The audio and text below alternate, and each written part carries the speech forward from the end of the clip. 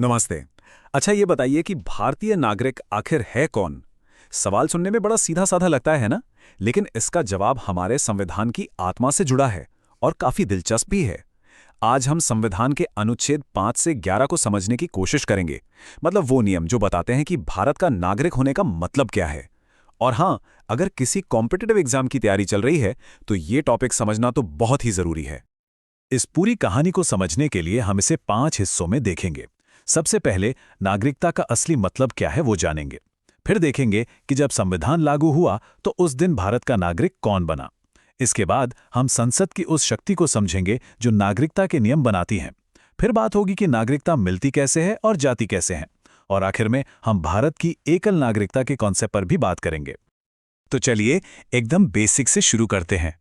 हम सब नागरिक या सिटीजन शब्द का इस्तेमाल तो करते ही हैं, पर क्या हमने कभी सोचा है कि किसी देश में सिर्फ रहने और उस देश का नागरिक होने में असल फर्क क्या है?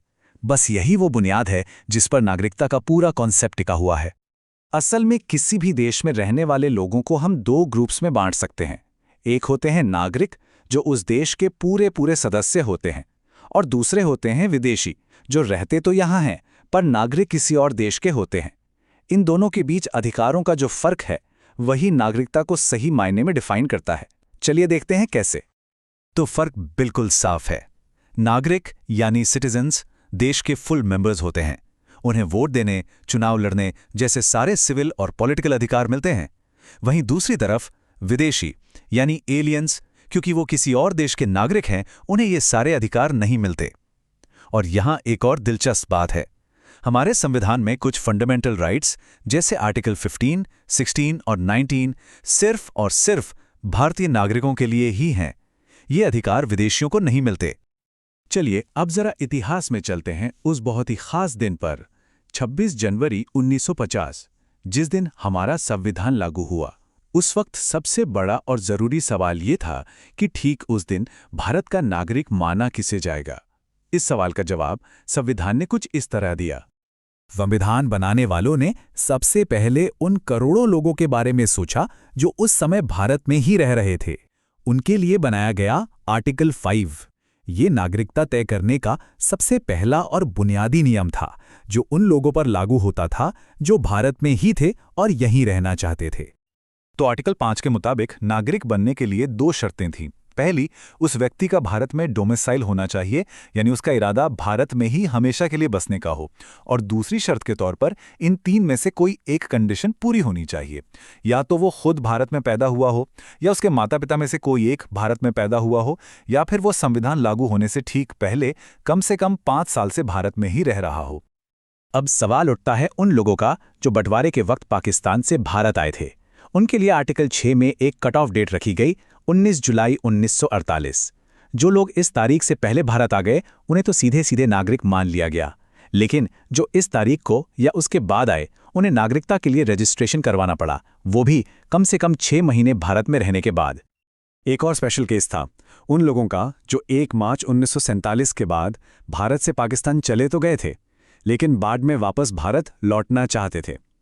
आर्टिकल 7 ने कहा कि अगर ऐसे लोग एक रीसेटलमेंट परमिट के साथ भारत वापस आते हैं, तो वो भी रजिस्ट्रेशन के जरिए नागरिकता के लिए अप्लाई कर सकते थे।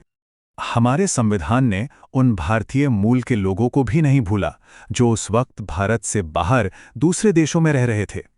आर्टिकल 8 ने उन्हें ये रास्ता दिया कि वो जिस भी देश में हैं, वहां की इंडियन एम्बेसी में खुद को रजिस्टर करवाकर भारत के नागरिक बन सकते हैं। तो देखिए, संविधान ने उस वक्त की जरूरतों के हिसाब से तो नियम बना दिए, पर भविष्य का क्या? यहीं पर हमारे संविधान ने एक बहुत दूर की सोची और नागरिकता के भविष्य को लेकर सारी शक्ति पार्लियामेंट यानी संसद को दे दी। और यह है वो मास्टर की आर्टिकल 11। यह आर्टिकल साफ साफ कहता है कि नागरिकता से जुड़े किसी भी मामले पर, चाहे वो नागरिकता देने की बात हो या खत्म करने की, कानून बनाने की पूरी और आखिरी शक्ति संसद के पास होगी। यानी भविष्य के नियम कौन बनाएगा? संसद। और संसद ने इस शक्ति को सिर्फ किताबों में नहीं रहने दिया, बल्कि इसका जमकर इस्तेमाल भी किया।